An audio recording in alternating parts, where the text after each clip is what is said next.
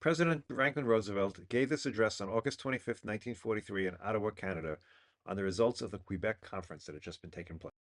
Sometimes I wish that that great master of intuition, the Nazi leader, could have been present in spirit at the Quebec Conference. I am thoroughly glad that he was not there in person.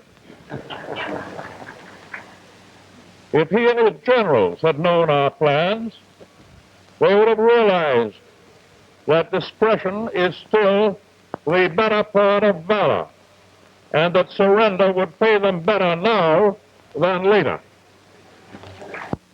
We have been forced to call out what we in the United States would call the sheriff's posse, to break up the gang, in order that gangsterism may be eliminated in the community of nations. We are making sure, absolutely irrevocably sure, that this time the lesson is driven home to them once and for all. Yes, we are going to be rid of outlaws this time.